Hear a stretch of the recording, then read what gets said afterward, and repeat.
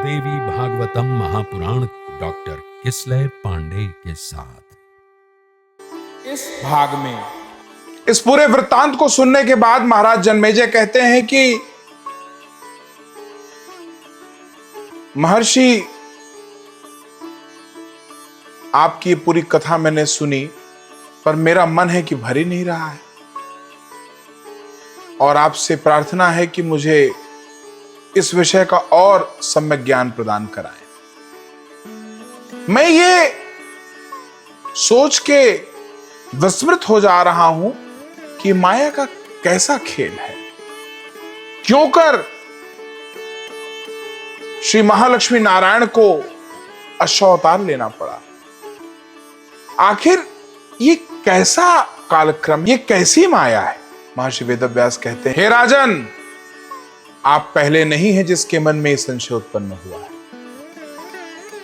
कालांतर में एक बार ऐसे ही मैं भी अनेक प्रकार के संशय से पीड़ित देवर्षि नारद से मिला और उनसे मैंने अपना पूरा कष्ट बताया। मैंने बताया कि हे देवर्षि, आप तो जानते हैं मैं किस तरह से पैदा हुआ। जन्म के समय ही मेरी मां मुझे छोड़ गई। आप लोगों की कृपा से, देवी परांबा की प्रेरणा से मुझे एक पुत्र हुआ। भगवान शिव का आशीर्वाद था उसमें, भगवान शिव का अंश था उसमें। मेरे श्रेष्ठ पुरुष सुखदेव जी को आपने ऐसा क्या बता दिया कि वो सब कुछ छोड़ छाड़ के वो भी चले गए। लोक लोकांतर में वो विचरण कर रहे हैं। पुत्र विरह से ग्रसित मैंने कितना कष्ट पाया। फिर कैसे मेरे पुत्र धृतराष्ट्र, पांडु, विदुर एक एक करके सब चले गए। आपसे कुछ नहीं छुपा है। हे नारद, हे देवर्षि, आखिर मैं इस कष्ट से कैसे मुक्ति पाऊं। मुझे तो कोई रास्ता नजर नहीं आता, मुझे तो कोई मार्ग समझ में नहीं आता। मैं परेशान, मतिभ्रम नदियों के तटों पे मैं विचरण कर रहा हूं। आपसे प्रार्थना है कि मेरी इस शंका का समाधान करें, मेरे इस कष्ट का मोचन करें। महर्षि वेदव्यास के इस निवेदन के बाद देवर्षि नारद ने उनको एक कथा सुनाई। कथा कुछ इस प्रकार थी कि एक बार स्वर्गलोक से पर्वत मुनि धरती विचरण करने के निश्चय से नीचे आए और उनके सहभागी बने नारद जी। तो पर्वत मुनि और नारद जी ने पारस्परिक निर्णय लिया और पारस्परिक सहमति बनी कि हम लोग इस बार धरती का विचरण करेंगे और यहां की जो भी पुण्य भूमि है वहां का रसास्वादन करेंगे। साथ में एक और पारस्परिक सहमति बनी, चूंकि हम दोनों साथ में रहेंगे तो पारदर्शिता का पालन करेंगे, मतलब ट्रांसपेरेंट रहेंगे, एक दूसरे से कुछ नहीं छुपाएंगे। जिसके मन में जो होगा, जैसा होगा, अच्छा होगा, बुरा होगा, सम्मानजनक होगा, अपमानजनक होगा, स्पष्टता से एक दूसरे को कहेंगे। तो इस पे पारस्परिक सहमति बनने के बाद पर्वत मुनि और नारद जी दोनों विचरण करने लगे। विचरण करते करते वो राजा संजय के यहां पहुंचे। उस समय देव प्रेरणा से चतुर्मास का प्रारंभ हो चुका था।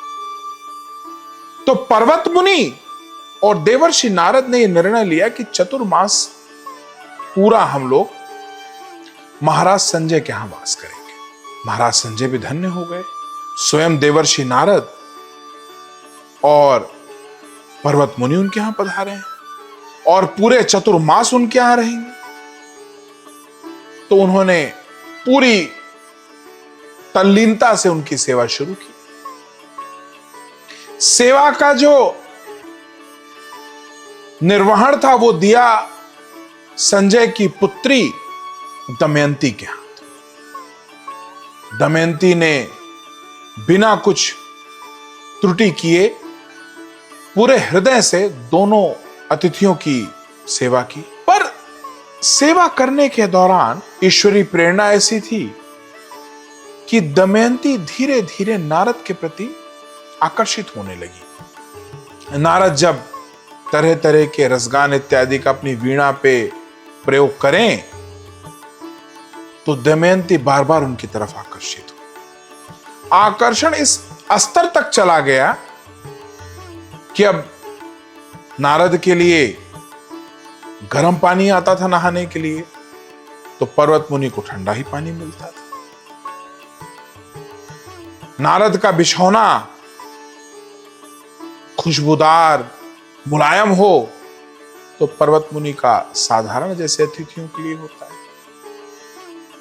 नारद के लिए खाने में विशेष व्यंजन बनते थे जो दमयंती अपनी रुचि से बनाती थी, तो पर्वत मुनि के लिए जो किसी और अतिथि के लिए बनते थे वो बनते थे। पर्वत मुनि धीरे धीरे इस बात को समझ गए कि कुछ तो अलग हो रहा है। तो एक बार पर्वत मुनि ने पकड़ा नारद जी को, बोले नारद, हमारे आपके बीच में ये निर्णय हुआ था कि आप कुछ भी नहीं छुपाएंगे, मुझे कुछ तो गलत लग रहा है। ऐसा क्या है जो आपके मन में है और मुझे नहीं पता? नारद ने कहा, हे पर्वत मुनि, मैं क्या बताऊं, दमयंती मेरे प्रति आकर्षित है और विषय यह है कि मैं भी उसके प्रति आकर्षित हूं।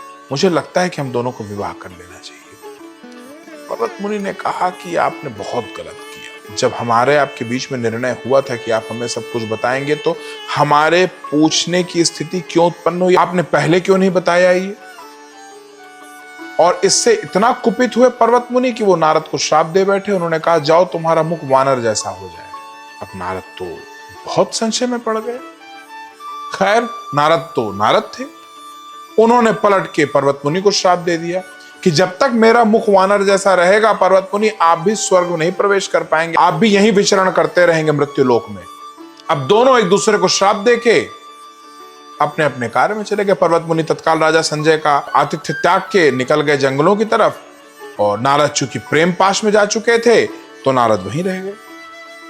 दमयंती ने जब नारद का वानर मुख देखा तो उसे बहुत कष्ट हुआ, पर चूंकि उसने नारद को पति के रूप में वर्ण कर लिया था और वो वास्तव में प्रेम करती थी नारद से, तो उन्होंने नारद का ही वानर रूप ही मान लिया। राजा संजय और दमयंती के बीच में काफी विचार विमर्श हुआ। राजा संजय बिल्कुल नहीं चाहते थे कि उनकी इकलौती पुत्री का विवाह वानरमुखी नारद से हो जाए, पर अंततोगत्वा उन्होंने अपनी बेटी की बात मानी और नारद के साथ विवाह कर दिया।